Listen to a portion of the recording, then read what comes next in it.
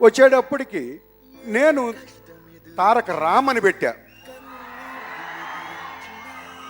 ఎందుకంటే పెద్దవాళ్ళు ఇద్దరు పేర్లు రాములే కాబట్టి ఈయనకి తారక రామ్ అని పెట్టారు.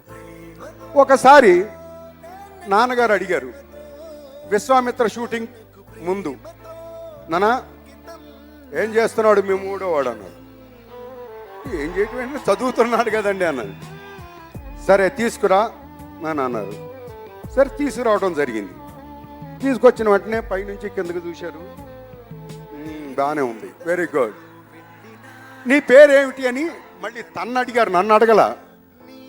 నీ పేరేంటి అని అడగగానే తాతగారు నా పేరు డాడీ తారక రామ్ అని పెట్టారు అన్న వెంటనే నో నథింగ్, నీది నా అంశ, నా పేరు నీకుండాలి అని నందమూరి తారక రామారావు అని పెట్టింది. ఆయన పేరును ఆయనే దానం చేశారు, ఆయనకి ఇచ్చారు. వంశవృక్షంగా మరి ఆనాడు చెప్పడం జరిగింది. ఇంకా మీకు తెలియదు ఇంకోటి చెప్తున్నాను. విశ్వామిత్ర హిందీ వర్షన్లో, తెలుగు వర్షన్లో లేదు, హిందీ వర్షన్లో తన తాతగారితో మరి జూనియర్ బాబు వేయటం జరిగింది. నటించటం భరత్